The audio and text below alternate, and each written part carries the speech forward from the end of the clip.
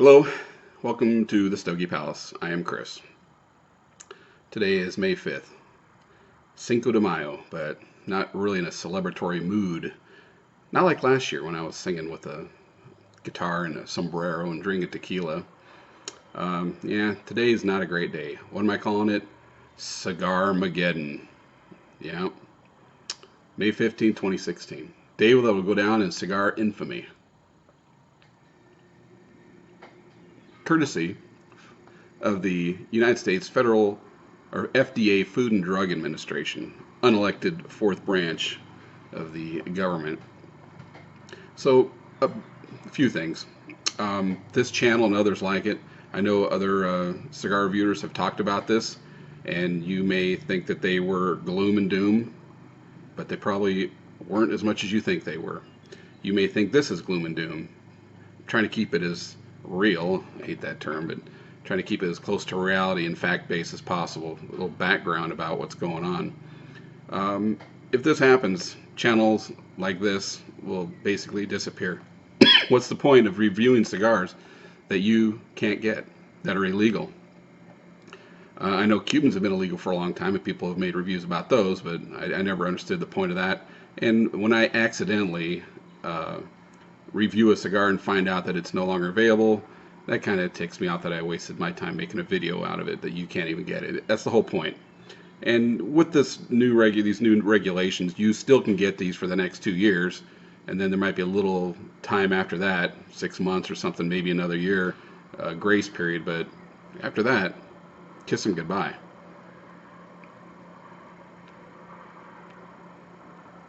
So I'm not so much worried about me or my channel, or I'm not making money off this. That's not why I do it. It has nothing to do with that.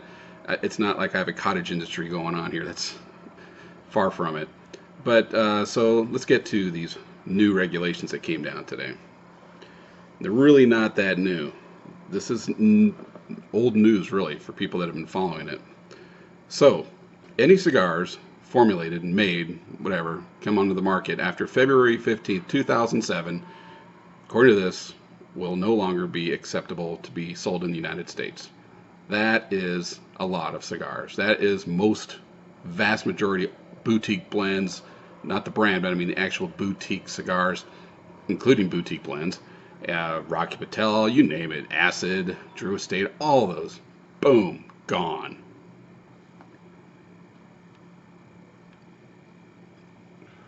These regulations take effect in 90 days. So that means around August, by my math. So the question is, how could something like this happen? How could an unelected branch, the fourth branch of government, which is the administrative state, how could they do this? How could we, the voters, not have a say in this? Doesn't something like this have to go through Congress? Well, unfortunately, it already has. It did back in 2009, June 22nd, 2009 to be exact, was when this was signed into law by President Obama. Not this regulation per se, but the law that led to it. It was called the Family Smoking Prevention and Tobacco Control Act, or TCA. If you go to different websites, you'll see that it was bipartisan. Now keep in mind, if one person from the other party signs onto it, it's bipartisan, right? No, this was 2009. Let's go back in our memory banks. 2009. What was Congress like in 2009? Wasn't very bipartisan. They were ramming things through, and they paid for it. A lot of those people paid for it in 2010 election. But getting back to the reality of this law, passed the House 298 to 112. Now you may ask, well, that's sort of bipartisan. Let's see, how did it break down? 228 Democrats, 70 Republicans. On the no side, it was 104 Republicans and 8 Democrats, and there were 21 no votes. Pretty lopsided in my book. Now, why am I bringing up who voted and how they voted?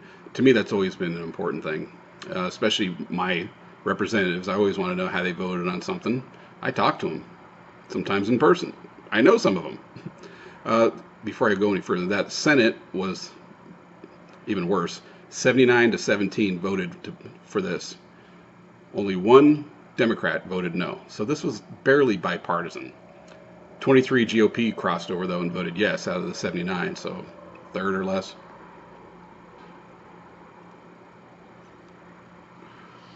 Now, I'll warn you that if you don't like the line of thinking and politics I'm going down, then just quit watching now and unsubscribe from my channel to watch my videos anymore. Because this is the reality of what happens with elections. They all have consequences. If you're a cigar smoker, that's only part of the equation. The more important part about this is how they can ram something like this through, and here come the consequences, 7 years later, right now. It's happening. Because of that law, we get these regulations coming down today, now. Something that's been talked about and debated for years. This is the end result of it. So, just to preemptively answer some questions you might be having, and I'm not the know-all be-all about this stuff, but I do know how the process works. I know how to read, and I'm a quick study about these kind of things. So you ask, hey, I'm not a U.S. citizen. Not me. Say you are. Not, why should I care? Okay, well, here's the reality of it, and I'm not the only one saying this, is that, as you'll see later, Rocky Patel was quoted, 70 to 75% of the cigar manufacturers will cease to exist. Even if it's not that high, even if it's only 40 or 50%, if that were to happen, there's no way that it's not going to affect the international market. Of course it's going to. Some of the cigar companies that might be your favorites, cigar blends you like, will just cease to exist. And they'll have to go to the black market, which means they will be illegal for people to, not to own, but to sell. Well, you can just say, well, I'll trade. Maybe you haven't noticed, but it's getting trickier to mail cigars. FedEx, I believe, has already said, we're not shipping tobacco, period. I'm not sure about UPS. U.S. Mail Service, they ask you, is there tobacco in there? Now, they're not asking for the reasons you would think. They're asking because of the tax stamps and interstate commerce and those kind of laws and everything, stamps on cigarettes and stuff. There's no stamps on cigars. It doesn't work that way. But that's why they're asking. But sooner or later, probably sooner than you think, they're going to say, no shipping of tobacco. Let me get back to this Tobacco Control Act, a little background on it, courtesy of our occasionally correct friends at Wikipedia. The Tobacco Control Act has been called the Marlboro Protection Act because it grandfathered in tobacco products marketed before 2007, while erecting nearly impassable financial and regulatory barriers for the introduction of competing products to the U.S. market. These marketing restrictions enacted by the bill make it more difficult to promote safer, smokeless alternatives to cigarettes. The restrictions have been disputed on the grounds of free speech, with some stating that the legislation violates the First Amendment to the United States Constitution. Now you're probably wondering, that's a stretch. How could that be? It's because it forces the cigar manufacturers to change their labeling, to put things on there they may not want to put on there. I have some experience with this, believe it or not. It's not in the tobacco world, but it is a First Amendment issue that I went to federal court over and won, and it was basically forced speech. There's, should be no limitations of free speech. Well, there also shouldn't be ways that a government entity can force you to say certain things. And that's what they were doing in my case. And I won. In this case, it was election law, where if you wanted to advocate for a position or a candidate, they made you put some ridiculous statement on there that was pointless. And said, you can't force me into saying something stupid like that. And I won. So this is the same thing. They in Australia, they put these pictures of rotten lungs and dead people and God only knows what else. So that's where the First Amendment part comes in. And you may say, ooh, glimmer of hope there, right? Unfortunately, no. That's the next question. Will the courts help cigar smokers in this case? There were challenges, and there were even temporary injunctions by lower courts. But the U.S. Supreme Court upheld this law. declining to hear the challenge against it.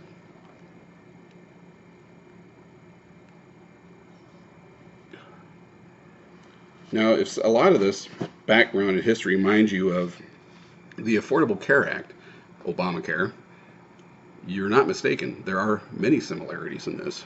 In a way, they're sort of connected because they call it a health issue, this whole law. They're using the whole safety and health stuff that a lot of politicians go way too far on that. Are there health issues with smoking? Of course there are. I'm not going to say there's not. But the similarities, though, I mean, this law was passed about less than a year before Obamacare was passed. Passed with one party controlled, all the branches of government. The Supreme Court upheld that law and this law. You could almost say that maybe this one was a dry run to see what they could get away with. You know, I'm not a conspiracy theorist. I just look at the facts, and you know, just thought I'd throw that out there. I mentioned Rocky Patel. Here are some quotes from him today about this, and I wouldn't expect anything else from him. He's been fighting for us. I've said that in many of my other videos when I'm reviewing Rocky Patel cigars. Like, love, or hate the cigars, you have to respect what he's done for us. He knew this was coming. So did all the cigar makers. Some have been fighting more than others. He has been fighting it a lot. The takeaway quote from his interview, "Our worst nightmare has arrived." And he compared this to Prohibition. It wasn't a mistake that he made that cigar, Prohibition. It's part of the reason why when I had the choice of what free hat I could get, I wanted the Prohibition hat. I wanted him to sign it. It was all part of this. Did I think it would go this far this soon? No, it didn't. So some other quotes from him, and these are his opinions.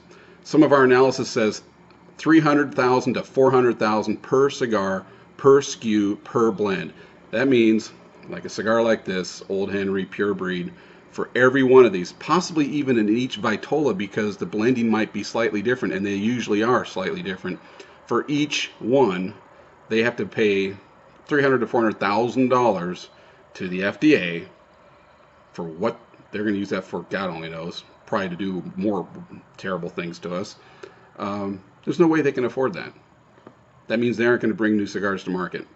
That means if they didn't even, like Rocky Patel, if they didn't even exist before 2007, they're gone. They can sell internationally still, but they won't be able to make enough money to survive. And the FDA and the government and whoever passed this damn law knows it. It's going to wipe out 70 to 75% of the industry. That's his quote. Well, this part here, hopefully we can get some legislative relief. We still have the bill in appropriations, but that's still only a one-year fix. So there's something to hold this off for a year. We need a permanent solution. We need to get that bill out of the House and into the Senate. Okay, here's the problem with that, and I'm sure he knows this. This is going to kick in August 2016. The election's not till November. The new president doesn't take office till January. Congress doesn't move quick. Congress has already dealt with this law. Maybe not this particular regulation, but this is tied to that law. They've already approved it. They can't probably get anything through the House, and definitely not through the Senate that's veto-proof. This president, Obama, is not going to sign a law overturning this. Why would he? He signed this law with big numbers. He won't have that big in numbers to overturn it, but they also won't have a veto-proof majority in either house to make it happen. So let's see, what else? Besides a bill to water this down, which would be terrible. It needs to be gone. Not watered down, not negotiated, but gone. You'll never get through the Senate. I don't care who's in control of it. As far as future presidents, I can't imagine that Hillary Clinton's any different on this issue. She probably voted for it. I have to look and see if she was even in office. Probably not. She was probably Secretary of State then. But almost every Democrat voted for this. As far as Donald Trump, I don't know. I heard he doesn't even smoke anything, cigars or otherwise. I don't know what is. I know he's business friendly, but and into imports, exports, whatever. But I don't think he would veto this. I'll say that. But it doesn't matter. even if he was the president, it wouldn't get to his desk until several months after it was already in place. So my thoughts of what might happen, like I said, I'm not a conspiracy theorist. I try to not jump on the bandwagon immediately when things like this come out, but I've had a few people ask me. I've seen other people speak on it and do videos. Figured, why not? When the iron's hot, strike while the iron's hot. And after thinking about it and looking at the law, I'm not really optimistic. And I'm an optimist, but I can't be in this situation, because even if there's a stay of execution, those that favor this law will challenge it in court, and they should win easily since they've already won in the past. They've already got it through the Supreme Court. Supreme Court didn't want to hear about any challenges to that law. Now, will they want to hear challenges because of this new regulation that it goes too far? I don't know. Let's see. With negotiation, I saw this on a show recently, that, it's not a good negotiation unless both sides are kind of pissed off about what they got. In other words, win a little, lose a little. The problem with something like this that's so radical, and it is that the other side should be saying, we don't agree with any of this. It's got to go. But negotiation says that they will get a reprieve of some kind. They will say, instead of 2007 being the cutoff date, it'll be effective 2016, right now when we sign this thing, or when the president signs it. And you may say, phew, we dodged a bullet. All these cigars that we've had since 2007, 2016, we can still keep smoking and enjoying, and they can still keep making them. But it means anything new or in the future, forget it. It's a slow death. Death by 1,000 cuts. Incrementalism, whatever you want to call it. There's lots of different ways to look at this. None of them good. I see that happening. I see, a victory that people, cigar smokers, will tout as, we won, it's going to be August 15th, 2016 is the cutoff date. Everything before that, that's just great. No, it's not. It's just a stay of execution is all it is. Sure, companies can stay in business for a little longer, but they ain't going to have any big future plans. That's the whole thing about these things. You got to keep moving forward, trying new things. What about this whole Cuban stuff coming? The Cubans coming to market. What happens there? I guess that whole love fest down in Cuba didn't go as well as we thought, huh? Like I said before, my biggest problem with this isn't so much the specifics of no more cigars. Yes, that would suck. My biggest problem with this, though, is government overreach and what they can do. Taking a choice away from you that isn't hurting anybody. You can debate the whole secondhand smoke thing if you want it. I think it's a bunch of crap. And I'm no fan of anything but cigars and maybe pipes. Tobacco pipes, not any other kind of pipes. Not into the whole vaping thing. Not into cigarettes for sure. I can't stand cigarettes.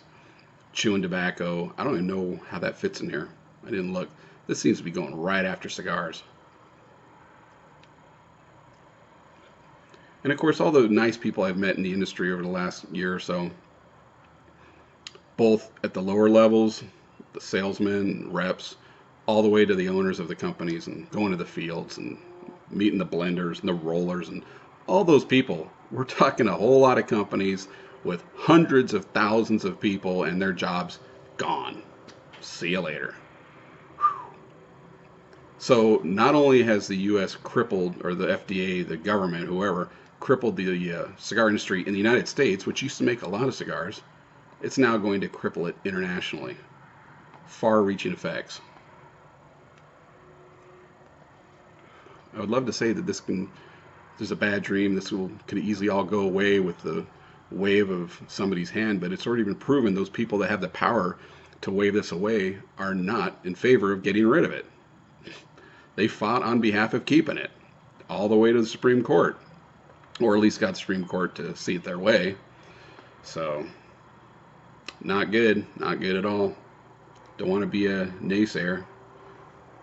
I don't have more than a couple years worth of supply of cigars, mainly because I don't smoke all that many all that quickly. Will this mean there'll be a run on cigars? That would be the logical thing. For the next 2 years, it'll be status quo. You'll still be able to get the same cigars as long as they keep making them, these companies. More mergers? Maybe. But handwriting's on the wall. You can merge all you want. They can all merge into one company and then belly up in 2 years when reality strikes. So enough rambling for now. We'll see how this shakes out. It doesn't look good, though. I'm not going to lie to you. But thanks for watching. Hope I didn't bum you out too much. I know I'm not the only one talking about this. Check out all the other sources. See what other opinions are out there. And God help us all. Thanks for watching.